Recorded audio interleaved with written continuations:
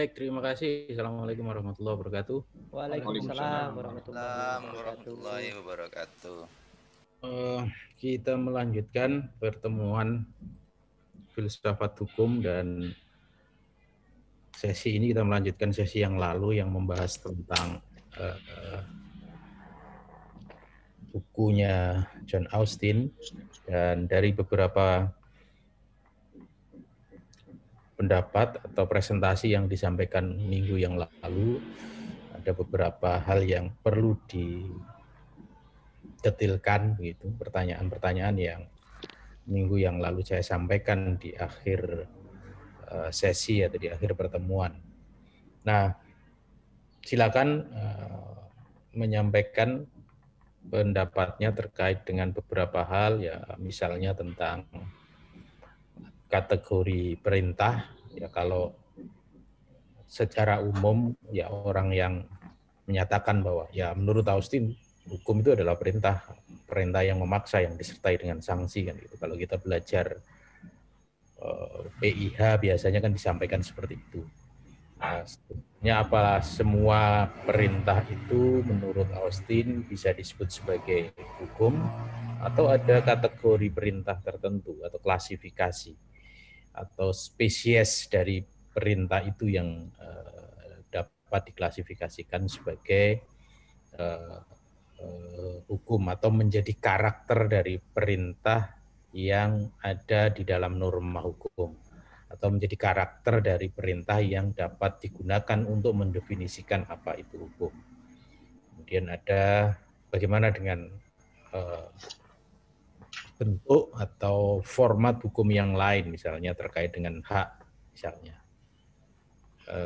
Kemudian bagaimana hubungan, karena kan di awal bukunya Austin itu kan juga sudah menyatakan bahwa pembedaan antara apa yang disebut sebagai hukum properly dan hukum improperly itu kan kenapa itu bisa terjadi, karena ada resemblit kan gitu, ada pencampur adukan itu bisa karena model analogi atau penyamaan yang secara sembrono antara beberapa klasifikasi hukum, antara hukum Tuhan dengan moral positif kan seperti itu.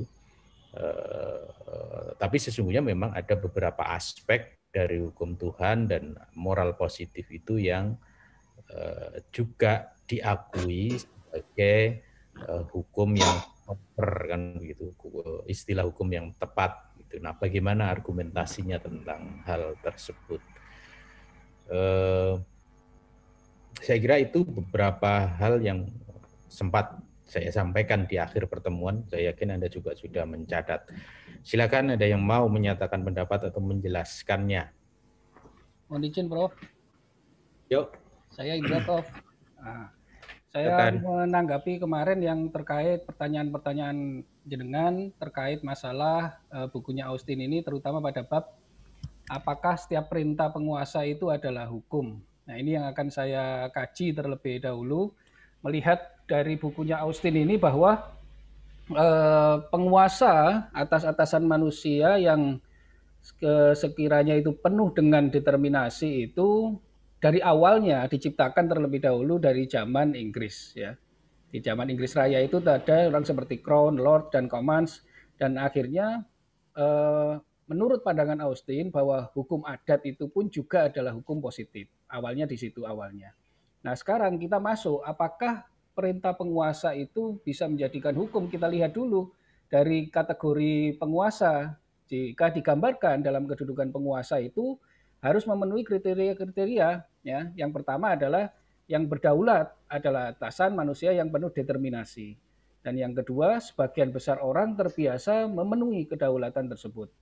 Yang ketiga, penguasa tidak memiliki kebiasaan untuk patuh kepada atasan manusia lainnya. Dan yang keempat, kekuasaan kedaulatan tidak dapat dibatasi secara hukum. Serta yang kelima, kedaulatan tidak dapat dibagi. Nah, ini kategori yang bisa dikatakan sebagai penguasa. Nah, sementara kalau kita melihat di dalam buku Austin, menurut Austin juga sebagai kata kunci yang kita jadikan adalah perintah dan hukum yang ada di dalam masyarakat. Artinya apa? Perintah umum dari entitas politik yang memiliki kedaulatan yakni otoritas politik yang paling tinggi atau the supreme political authority yang berfungsi mengatur perilaku anggota masyarakat. Nah, ini juga ada klasifikasi syaratnya. Syaratnya di mana? Yaitu yang pertama individu atau kelompok individu yang merupakan orang atau sekelompok orang yang dipatuhi oleh segenap anggota masyarakat. Dan yang kedua, individu atau kelompok individu yang berdaulat tidak patuh pada siapapun juga di atasnya. Ya, jadi sumber hukum menurut Austin adalah penguasa yang tertinggi, yaitu de facto dipatuhi oleh segenap anggota masyarakat, sementara ia tidak tunduk pada siapapun. Nah, akhirnya kesimpulannya adalah lebih lanjut Austin mengatakan bahwa hukum harus dipahami dalam arti komen. Nah, karena komen atau karena hukum seharusnya tidak memberi ruang untuk memilih apakah mematuhi atau tidak mematuhi. Ya, hukum yang non opsional artinya perintah yang dikeluarkan oleh sovereign harus ditaati oleh semua warganya tanpa kecuali dan tanpa pilihan. Dengan demikian, pemikiran seperti ini Austin mau menegaskan bahwa hukum bukanlah setumpuk peraturan atau nasihat moral, tetapi hukum hanyalah hukum yang tidak memiliki implikasi hukuman apapun. Nah, ketika hukum tidak lagi dapat dipaksakan, maka pelanggarannya dikenai hukuman atau sanksi hukum. Jadi sudah dapat kita ketahui bahwa apakah setiap perintah penguasa itu adalah hukum? Belum tentu. Kita lihat dulu.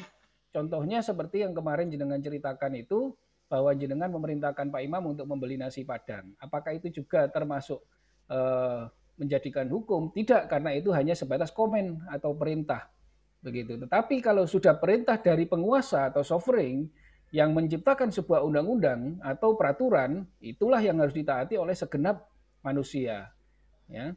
Jadi harus nanti kita bisa bedakan bahwa perintah penguasa itu bisa kita lihat dari mana asalnya perintah yang menguasai itu. Apakah misalkan diklasifikasikan dari pemerintah yang mempunyai supreme political authority atau kekuasaan, otoritas politik, ataukah hanya sebatas penguasa di lingkungan tertentu yang memberikan perintah kepada seorang dosen, kepada mahasiswanya, dan sebagainya. Mungkin itu dari saya pengantarnya, mungkin nanti bisa ditambahkan oleh teman-teman yang lain untuk kita berdiskusi. Saya persilakan. Demikian dari saya. Assalamualaikum warahmatullahi wabarakatuh. Assalamualaikum warahmatullahi wabarakatuh. Silakan, ada yang lain? Izin Pak Ali. Yuk. Untuk pendapat, ya. Saya mengutip mengenai itu, menambahkan, saya juga sudah berusaha untuk mencari.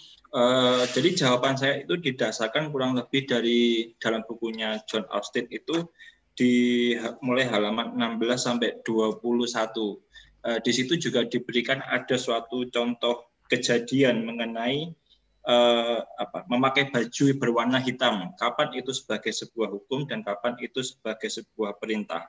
Kemudian di halaman 21 juga sudah dituliskan mengenai law are a species of command dan juga ada object which are not command. Berarti dari sini saya bisa menyimpulkan bahwa perintah itu dibagi menjadi dua. Perintah itu yang pertama bisa berupa hukum, yang kedua itu tidak berupa hukum. Kapan suatu perintah itu berupa hukum? Pada saat perintah itu dibuat senada dengan pendapat Pak Indra. Yang pertama itu adalah dibuat karena adanya superioritas, dibuat oleh suatu lembaga atau suatu institusi yang memiliki kekuatan superior sehingga dapat atau mampu memaksakan sebuah perintah tersebut. Yang kedua adalah sovereignty, artinya memang diberikan sebuah kewenangan untuk membuat sebuah perintah. Dan yang ketiga itu adalah adanya sanksi. Sedangkan perintah yang bukan hukum itu mungkin saja diciptakan karena adanya suatu superioritas. Namun demikian tidak ada sovereignty atau yang membuat ini tidak diberikan sebuah kewenangan untuk membuat sebuah perintah yang berupa hukum.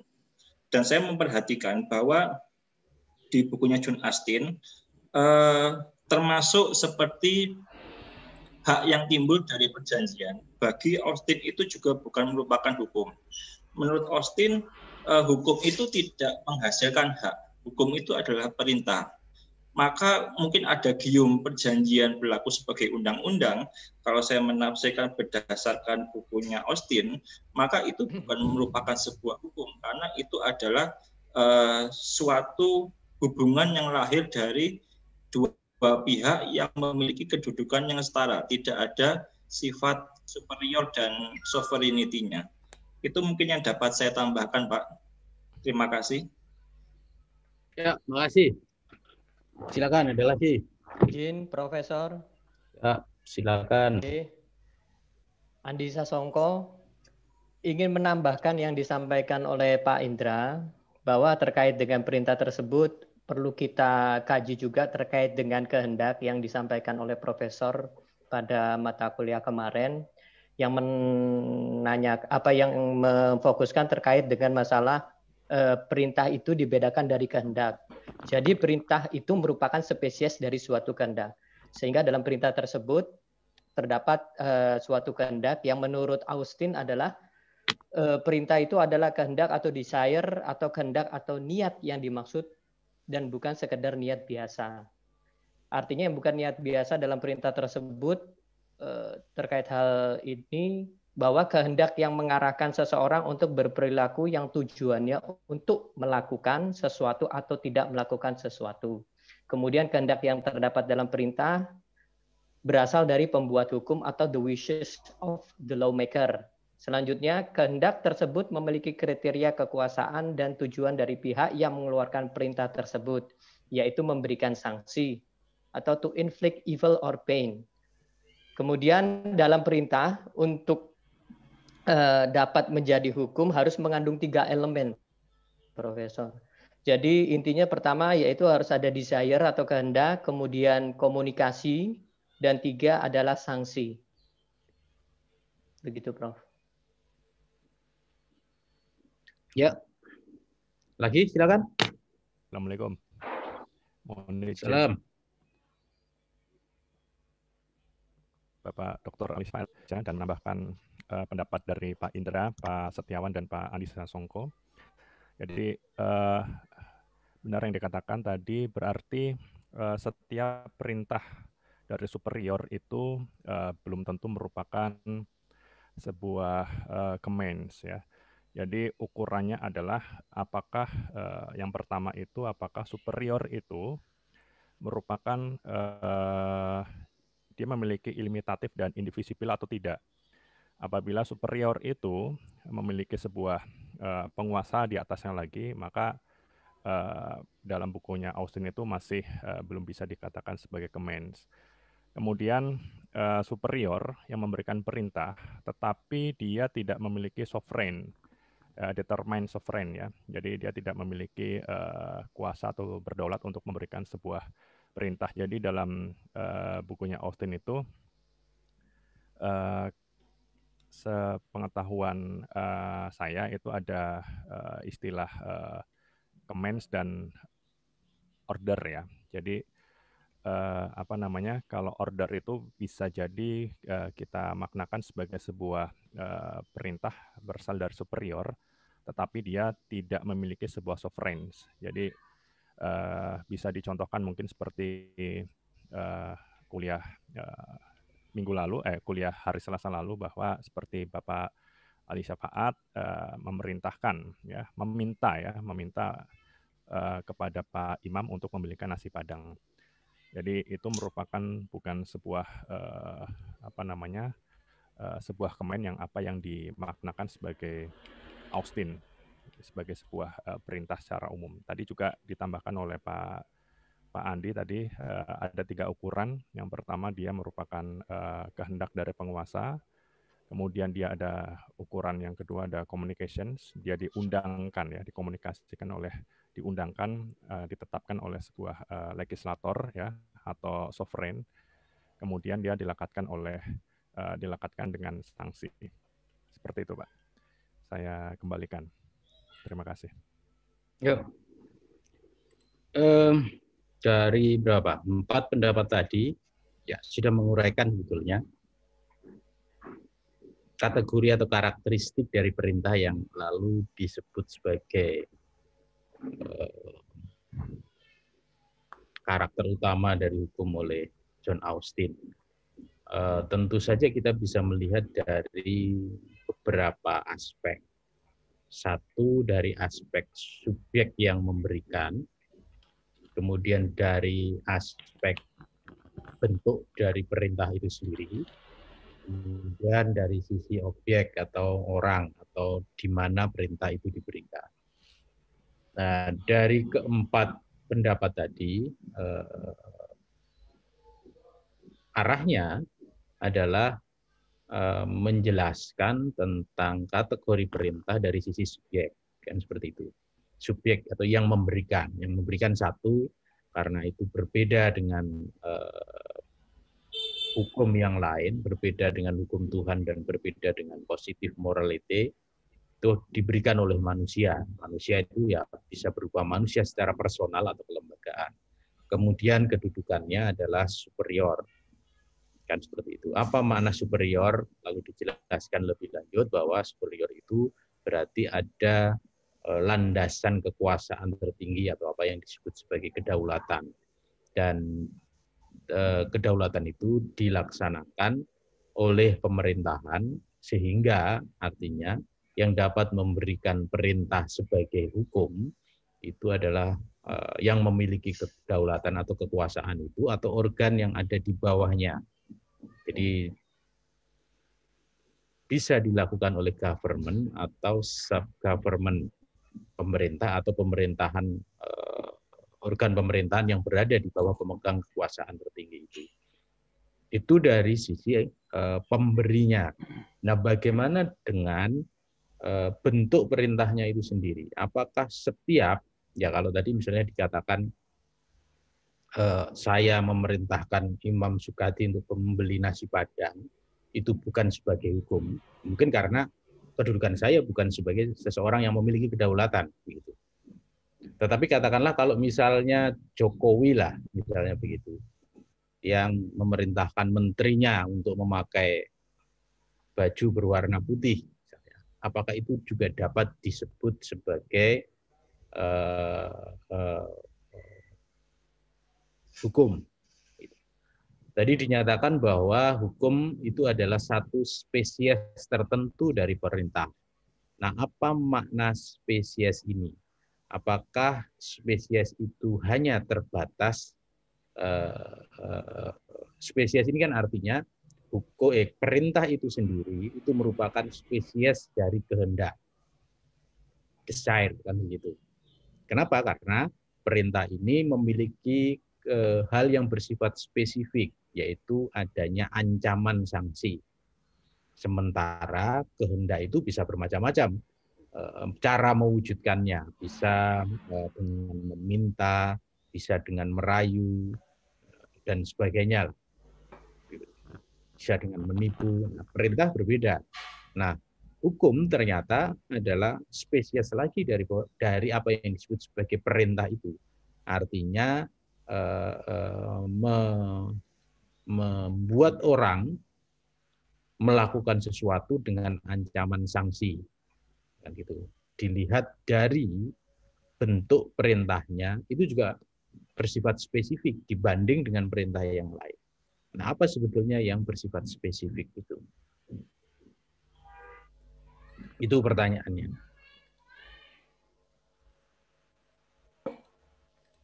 Apa sebetulnya hukum sebagai satu spesies dari perintah itu apa bentuknya? Iya, silakan. Mohon izin, sebenarnya saya juga agak bingung terkait dengan itu. Tapi saya menemukan dalam contoh itu begini, Pak. Hukum itu cenderung bentuknya diberikan untuk umum, bukan untuk individu. Sehingga apabila misalnya tadi kewajiban membayar pajak itu adalah hukum. Tetapi misalkan Pak Imam hari ini harus pergi ke kantor pajak untuk membayar pajak, itu adalah perintah, Pak. Ya. Mungkin seperti itu contohnya, Pak. Ya, nah. Ali, ada lagi silakan. Ya, mohon izin. Mungkin yang harus diklasifikasi dari perintah itu, yang harus dibedakan dengan kehendak itu bisa kita lihat dari command dan order yang sama-sama menjelaskan mengenai perintah itu. Kalau command ini pasti itu berasal dari sovereign. Sedangkan kalau order ini ya bisa berasal dari superior, tapi belum tentu juga punya sovereign. Misalnya seperti yang Pak Ali contohkan minggu kemarin. Nah, untuk itu bagaimana bisa spesies dari perintah ini bisa menjadi sebuah hukum? Sebenarnya baik umum maupun khusus itu juga bisa menjadi hukum apabila itu ada unsur sovereignnya. Misalnya dalam konteks ke-Indonesiaan itu kita bisa membedakan adanya regling yang bersifat umum dan basicing itu juga khusus. Yang penting titik utamanya itu harus punya sovereign. Ini menurut pemahaman saya. Terus Austin juga mengklasifikasi perintah itu, ini sebenarnya mau saya tanyakan ke Pak Ali, tapi karena ini. Yang pertama ada general command and particular command. Ada perintah yang general, ada yang perintah khusus. Saya baca dari tadi di bukunya Austin ini masih belum menemukan maksudnya itu seperti apa. Seperti yang dijelaskan oleh Mas Wawan, ada yang namanya baju hitam dan lain-lainnya itu. Mungkin itu dari saya, Pak Ali. Terima kasih. Mohon pencerahannya. Yo, silakan yang lain yang bisa memberikan pencerahan. Izin Pak Ali membantu untuk menjawab. Silakan. Ya, jadi kalau dari pertanyaan tadi bahwa hukum adalah bentuk atau spesies dari perintah, itu mungkin bisa kita lihat dari klasifikasi perintah itu sendiri sebagai salah satu bentuk kehendak. Jadi seperti yang diutarakan tadi bahwa kehendak itu ada yang berwujud sebagai perintah, ada juga yang berwujud sebagai permintaan atau order. Kemudian perintah itu tidak serta-merta langsung dapat dispesifikasikan atau dikelompokkan menjadi hukum. Karena perintah itu bisa dibagi menjadi perintah yang bersifat umum atau general command dan perintah yang bersifat khusus atau particular atau specific command. Nah, perintah yang bersifat umum inilah yang dapat dikatakan sebagai hukum karena akan berlaku secara terus-menerus dan kepada banyak orang. Sementara perintah yang diberikan sesekali yang disebut sebagai partikular atau specific command itu tidak dapat disebut sebagai hukum. Kira-kira demikian, Pak Ali. Oke. Jadi itulah asal mula mengapa kalau misalnya tadi menyatakan pembedaan antara referring dengan basicing. Asal mula kenapa kalau kita membuat rumusan dalam peraturan, jadi rule and law itu harus bersifat abstrak umum.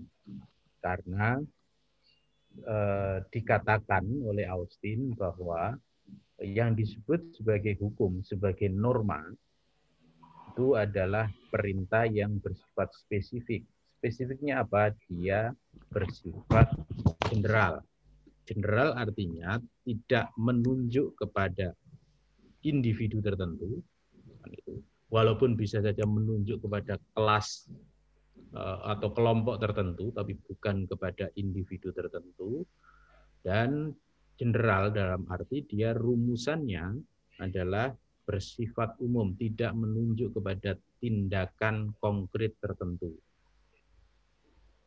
Jadi karena itu, hukum atau peraturan itu harus dibedakan dengan perintah yang bersifat temporer, atau bahasanya itu adalah okasional, dan bersifat spesifik atau partikular.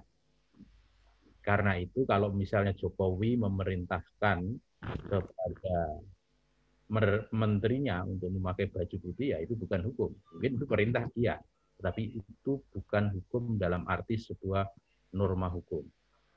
Yang itu kalau berupa perintah yang bersifat okasional dan partikular itu dapat saja bersumber kepada satu kesewenang-wenangan misalnya. Ya apa kewenangan Jokowi untuk memerintahkan itu ya nggak ada kewenangannya sebetulnya, dasar hukumnya itu kan ya perintah saja, bukan sebagai aturan yang berlaku secara terus-menerus. Dan ya itu sampai sekarang lalu menghasilkan kalau secara teoritis misalnya dalam ilmu perundang-undangan Anda membuat satu norma hukum kan pasti merumuskan normanya itu pasti bersifat general, jadi perintah yang bersifat umum, baik terkait dengan objeknya, siapa yang diperintah, tidak lalu bersifat individual, maupun terkait dengan rumusan perintahnya, tidak bersifat konkret, tetapi berisi kategori-kategori dari sesuatu yang diharapkan oleh pemberi perintah.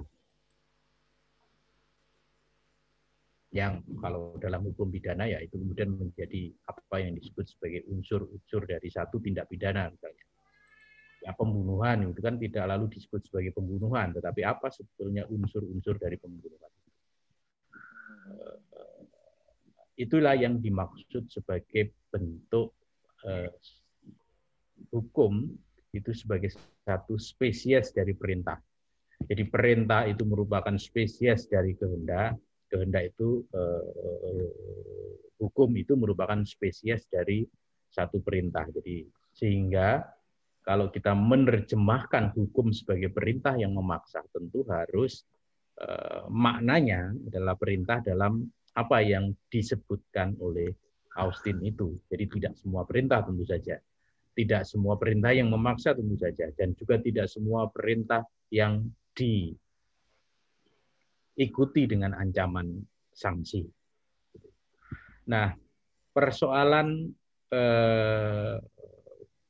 pemaknaan hukum sebagai perintah yang merupakan kehendak dari penguasa itu juga lalu dalam perdebatan selanjutnya menimbulkan perdebatan di kalangan positivis sendiri. Kalau Anda misalnya membaca bukunya Hans Kelsen, dia mengkritik pemaknaan hukum sebagai perintah yang merupakan wujud dari kehendak penguasa. Karena menurut Kelsen ini juga sebetulnya membawa ketidakpastian terhadap studi terkait dengan norma hukum itu sendiri. Pada saat satu perintah itu sudah diberikan yang disertai dengan ancaman sanksi, maka ya perintah itu harus dimaknai sebagai perintah itu sendiri, terlepas dari kehendak penguasa. Kalau masih dimaknai sebagai bagian dari kehendak penguasa, maka itu akan bersifat psikologis. Jadi lalu dia menyebutkan sebagai teori psikologis tentang hukum. Jadi perintah yang bersifat psikologis. Dan faktanya kalau melihat kepada praktek hukum dan norma hukum yang ada, itu kehendak penguasa tidak menjadi faktor untuk menerjemahkan apa sebetulnya maunya dari norma hukum itu. Jadi menjadi tidak ilmiah. Dapat saja misalnya kehendak dari penguasa itu dicari, tetapi dia adalah sebatas untuk menafsirkan dari norma hukum itu. Tetapi penafsiran itu tentu bukan penafsiran yang bersifat mutlak. Artinya, pada saat kita mencoba untuk memahami aturan hukum itu, tidak ada kewajiban atau tidak ada keharusan bahwa yang kita gunakan itu adalah makna yang sesuai dari kehendak penguasa.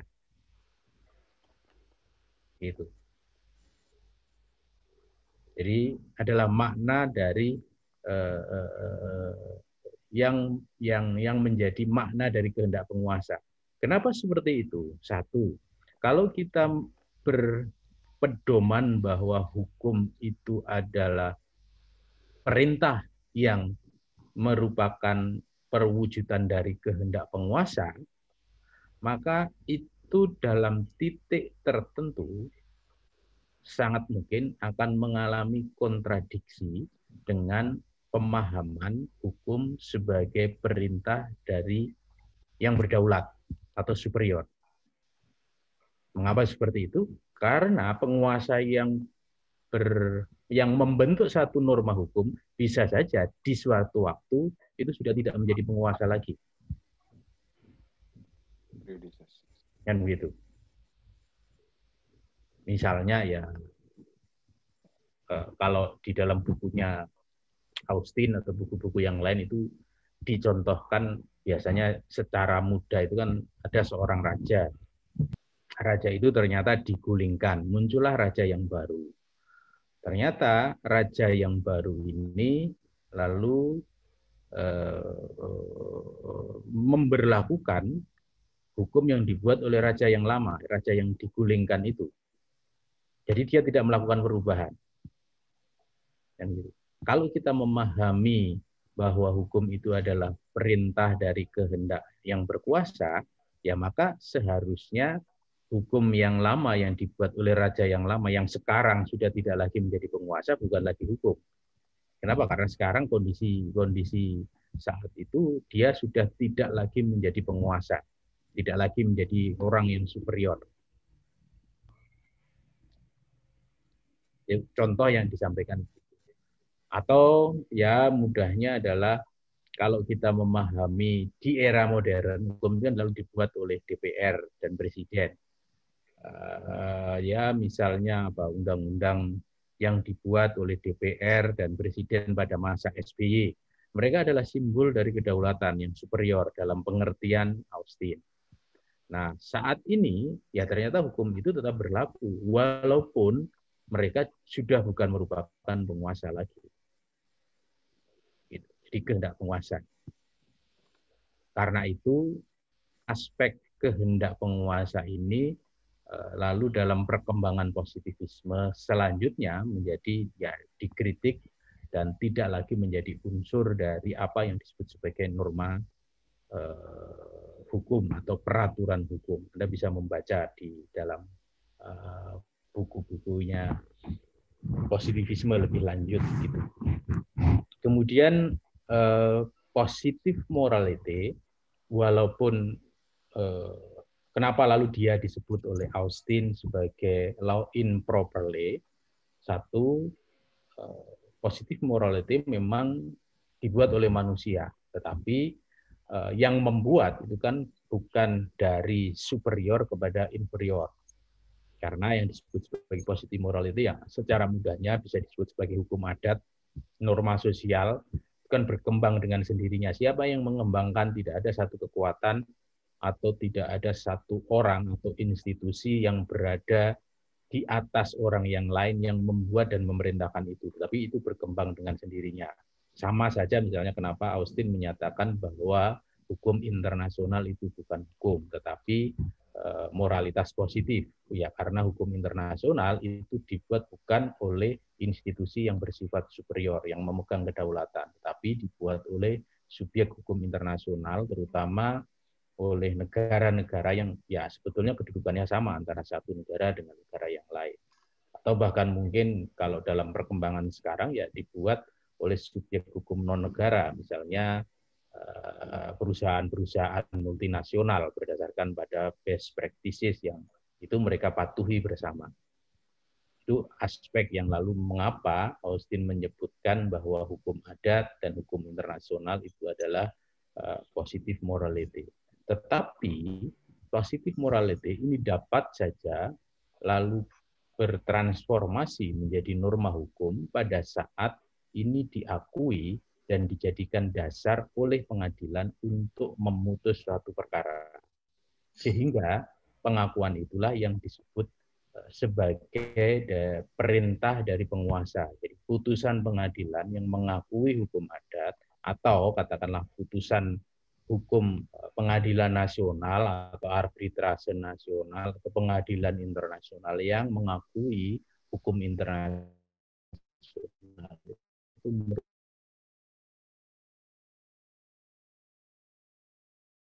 proses transformasi dari positive morality menjadi hukum, dari law improperly menjadi law properly.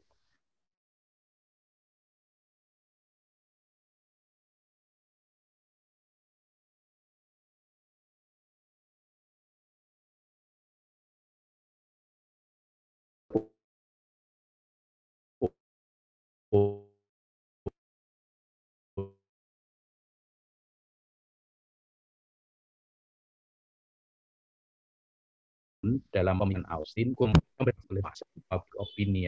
opini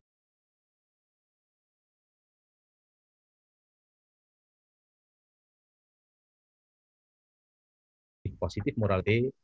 Ali, izin. Yo, silakan. Soal dari yang sifatnya moral itu untuk menjadi hukum positif itu harus melalui putusan hakim. Misalnya kalau proses, misalnya dengan ratifikasi, apakah itu juga akan terjadi pergeseran? Artinya hukum itu kan dibuat dari legislasi atau dengan jurisprudensi melalui putusan hakim. Terima kasih, Pak Ali. Gimana tadi? Apakah harus melalui putusan hakim? Kalau misalnya perjanjian internasional itu mengalami transformasi dari moral positif menjadi hukum positif. Apakah dengan misalnya diratifikasi menjadi aturan bahwa itu adalah kehendak dari penguasa komen, apakah ini juga bisa menurut teorinya Austin? Jadi pintunya itu bukan pergeserannya itu bukan hanya melalui putusan hakim, tapi kehendak penguasa ingin menerapkan perjanjian itu melalui ratifikasi, apakah ini juga dibenarkan menurut teorinya John Austin? Ya, kalau melalui ratifikasi kan berarti melalui pengundangan. Ketika itu melalui pengundangan, kita berarti bicara pada level nasional. Ratifikasi itu kan artinya itu adalah memberlakukan atau menerima yang kemudian memberlakukan hukum internasional menjadi hukum nasional. Nah, dalam perspektif itu ya kita berarti kan melihatnya itu sebagai hukum nasional. Dia berlaku ya karena diundangkan, artinya dia menjadi perintah dari negara sebagai pemegang kedaulatan, sebagai institusi yang superior kepada warga negaranya. Nah, yang dalam perspektif hukum internasional tadi yang disebutkan oleh Austin sebagai moralitas positif, ya dalam kerangka hukum internasional, bukan pemberlakuannya di dalam hukum nasional. Nah, walaupun demikian, tentu kita harus melihat pemikiran Austin ini dalam konteks zamannya. Apa sebetulnya yang dilihat oleh Austin terkait dengan hukum internasional? Maksudnya ya perkembangan hukum internasional pada saat dia memberikan kuliah itu sampai di taraf apa? Ya bisa saja lalu ada perbedaan kalau kita membandingkan dengan perkembangan hukum internasional saat ini.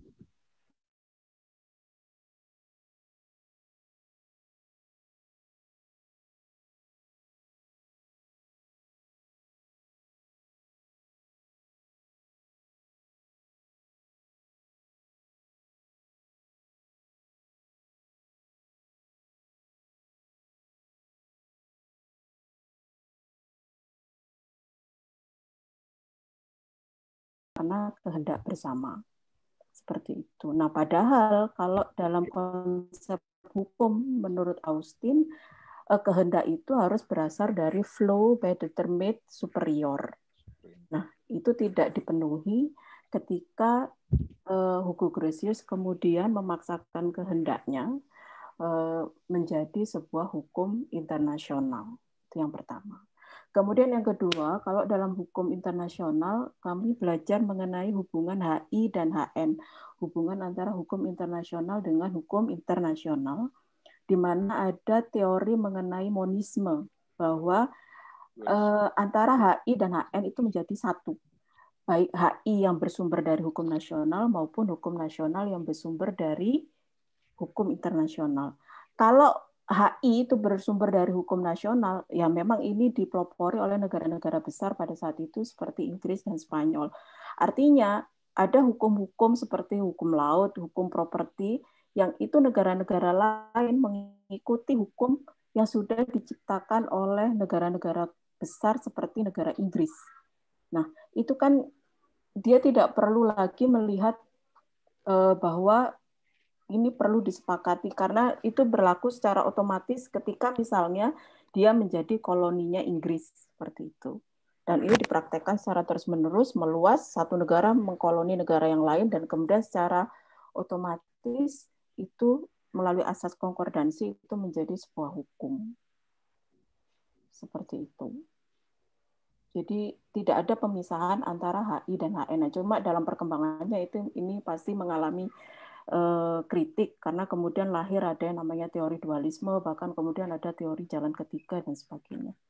Mungkin itu Pak dari saya. Oke. Tulisannya Austin ini tahun berapa sih? 1832. 1832.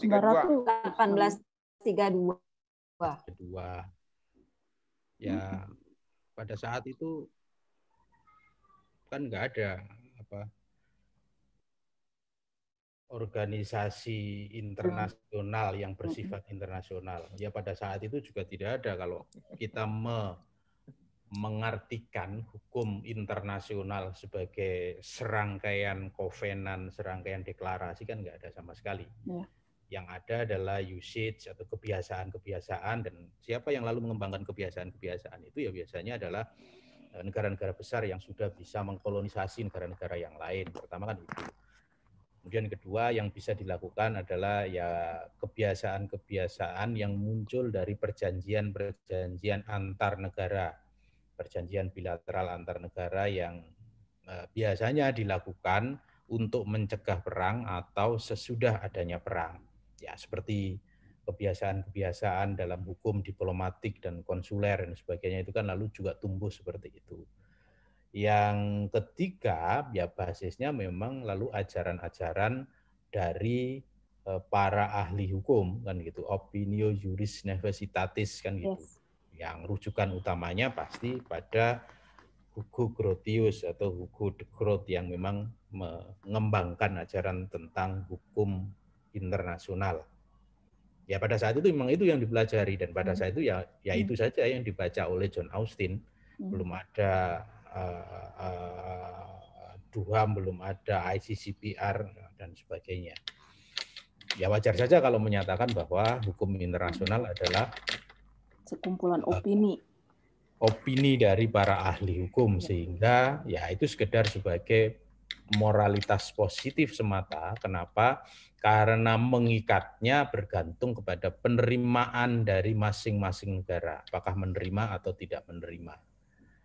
Apakah menerapkan dalam hukum nasional atau tidak menerapkan dalam hukum internasional, atau bahkan mungkin dalam konteks hukum internasional, misalnya terkait dengan hukum perang dan hukum humaniter begitu, yang basisnya adalah opini-opini itu kan pelaksanaannya juga bergantung pada negara-negara itu sendiri gitu. Apakah mau membunuh para tawanan perang, apakah mau ngebom petugas kesehatan dan sebagainya, yang tergantung pada rezimnya. Gitu. Silakan, ada lagi? Mohon izin bertanya Pak Ali. Yuk. Kemudian saya juga menemukan dari berdasarkan penjelasan di awal itu kan saya mendapat gambaran bahwa perintah yang hukum itu ya tadi ada superior, ada sovereignty, ada sanksi gitu. Namun kemudian saya juga membaca law properly so called, which may seem not imperative. Jadi ada hukum yang tidak memaksa di situ. Kemudian saya baca lebih lanjut, itu misalkan seperti hukum yang sifatnya deklaratif atau yang hukum yang sifatnya membatalkan aturan yang lain. Nah, apakah artinya ini bisa saya masukkan sebagai hukum yang second class setara dengan positive morality? Itu bukan hukum second class. Kalau second class secara spesifik dia menyebut sebagai hukum yang muncul dari kebiasaan. Second class itu adalah hukum yang memang dia menyebutnya sebagai istilah, kalau untuk yang tadi disampaikan, hukum yang tidak bersifat imperatif itu adalah imperfect law. Jadi hukum yang tidak sempurna. Kenapa? Karena dia bersifat permisif. Permisif itu kan artinya dia tidak memberikan perintah, tetapi melindungi apa yang sudah ada. Ini yang lalu melahirkan kategori hak hukum atau legal right. Jadi hak misalnya ketentuan yang melindungi hak atas tanah begitu, itu kan tidak bersifat memerintahkan secara langsung. Isinya kan bukan perintah, tetapi bersifat deklaratif begitu. Hukum ini baru akan bersifat imperatif ketika kita melihat dari sisi perintah terhadap orang lain agar menghormati hak-hak tersebut. Itu yang pertama.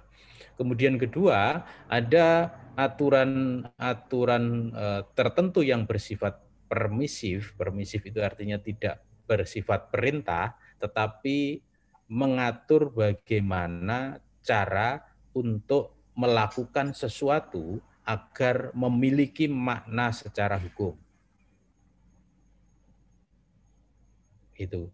Nah, ini memang tidak banyak dibahas oleh Austin dan menjadi salah satu titik kelemahannya. Kenapa? Karena seolah-olah proporsi hukum yang bersifat deklaratif atau proporsi aturan hukum yang mengatur tata cara melakukan satu tindakan tertentu, bukan memerintahkan tindakan tertentu, itu seolah-olah kecil begitu. Yang lebih utama adalah satu perintah. Perintah itu kan dalam arti bisa untuk melakukan sesuatu atau larangan melakukan sesuatu. Nah, ini yang lalu dikritik oleh Hart, karena menurut Hart sesungguhnya yang hukum yang model ini tuh yang lebih banyak begitu. Jadi hukum yang tidak berisi perintah atau larangan, tetapi mengatur bagaimana melakukan satu tindakan hukum. Misalnya, mengatur bagaimana membuat perjanjian. Tidak ada perintah untuk membuat perjanjian atau larangan untuk membuat perjanjian, tapi mengatur bagaimana membuat satu perjanjian agar perjanjian itu memiliki makna secara hukum. Hukum yang mengatur tentang bagaimana membuat perundang-undangan. Jadi ini yang lalu oleh H.L. Ahad itu lalu dikembangkan menjadi satu teori sendiri yang mengklasifikasikan hukum tidak saja sebagai hukum sebagai perintah yang memaksa, tetapi dengan cara mencari kelemahan-kelemahan dari aturan-aturan yang ada. Gitu. Lalu dia menyebutkan ada rule of recognition misalnya. Jadi hukum itu apa? Ya hukum itu adalah berisi aturan-aturan tentang pengakuan. Pengakuan tentang apa? Pengakuan tentang mana yang merupakan norma hukum dan mana yang bukan merupakan norma hukum. Terlepas dari isinya apakah berupa perintah atau tidak berupa perintah. Gitu. Kemudian yang kedua adalah aturan untuk membuat kepastian dan melaksanakan aturan hukum. Jadi itu salah satu teorinya. Yang menjadi isi dari buku dari H.L. Ahad ini. Nah, beda lagi kemudian nanti Hans Kelsen dia menyatakan bahwa ya hukum itu terdiri dari bisa didekati secara statis, bisa didekati secara dinamis. Kalau kita mendekati secara statis, ya maka apa yang menjadi konsepsi John Austin itu bisa diterapkan karena dia melihat atau mencoba memahami norma hukum itu sendiri. Padahal hukum itu tidak hanya berupa norma hukum itu sendiri, tetapi juga terkait dengan bagaimana hukum itu dibuat. Nah, itulah yang lalu disebut sebagai pendekatan hukum secara dinamis, sehingga bukunya lalu dibagi menjadi dua, yaitu norma statis dan norma dinamis. Satu, norma statis itu berbicara seperti Austin, apa sih unsur-unsur dari norma itu. Yang kedua, norma dinamis itu berbicara tentang validitas dan efikasi dari hukum, validitas dan keberlakuan dari hukum.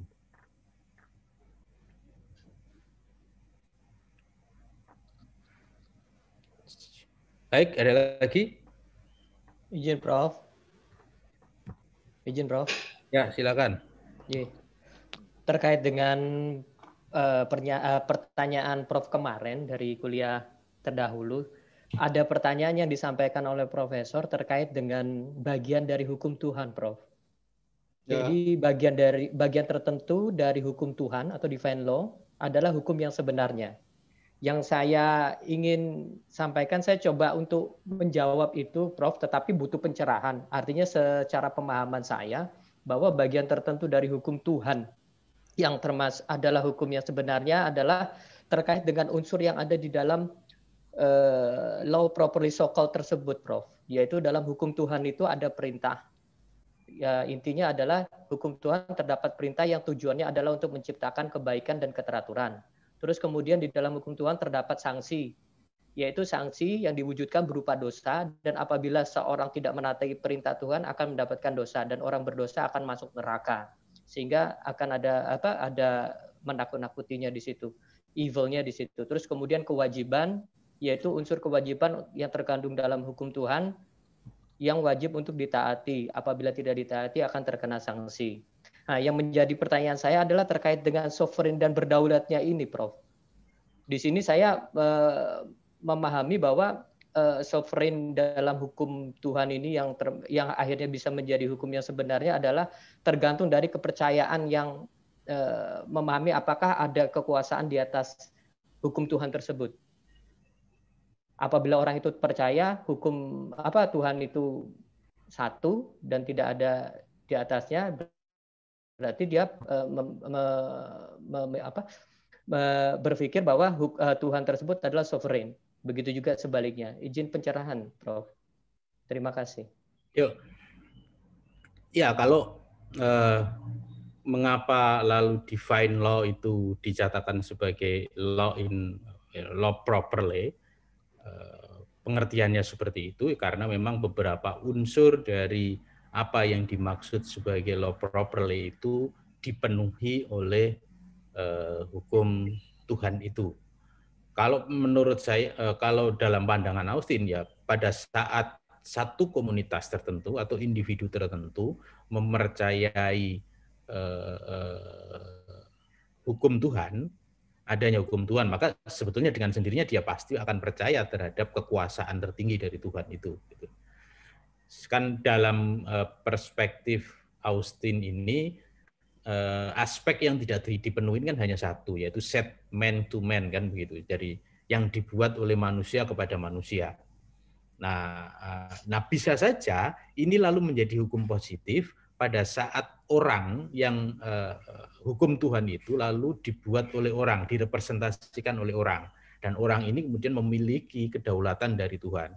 Yang itu kan lalu dapat dilihat misalnya di masa abad pertengahan, di mana negara-negara agama, negara-negara dengan kekuasaan gerejanya itu menjadi satu, dia menyatakan ya ini basisnya adalah hukum Tuhan, tapi siapa yang sebetulnya membuatnya, memberinya itu kan dalam arti menyampaikan sebagai satu perintah, itu kan orang.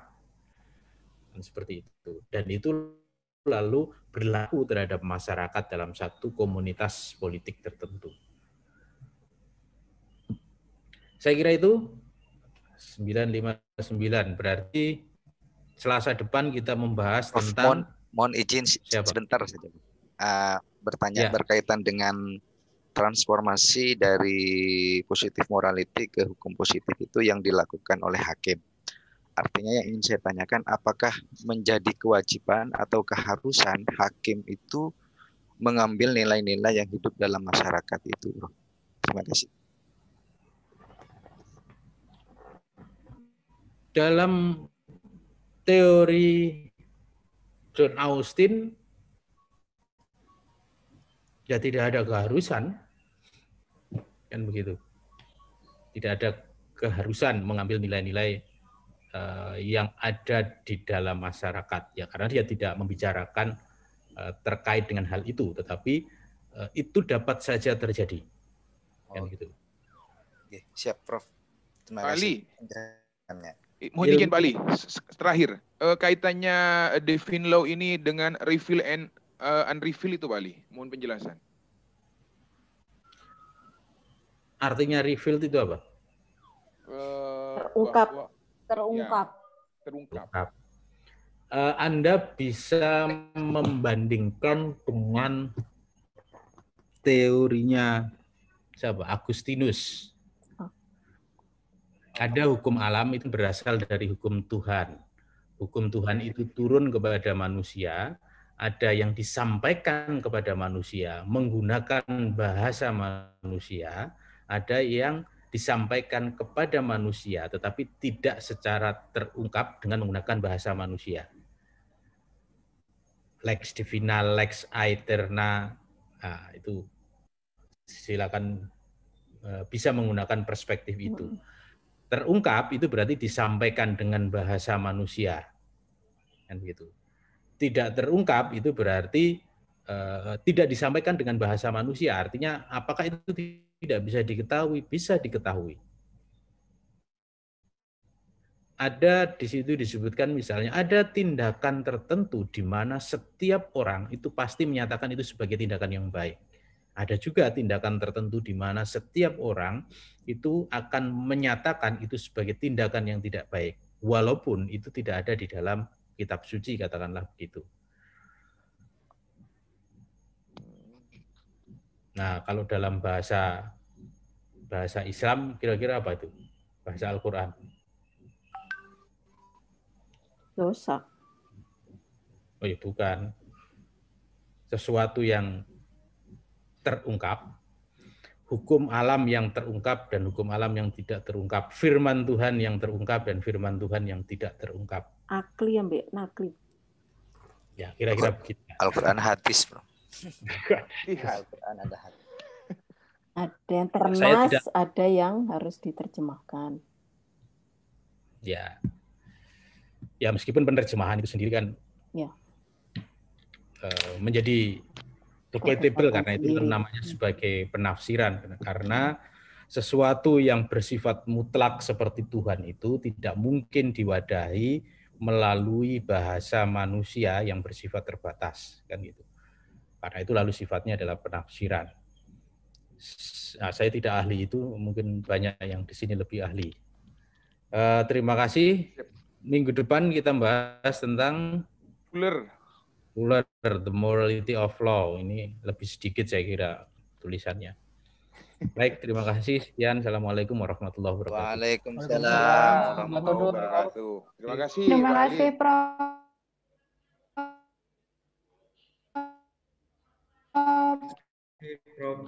Oh.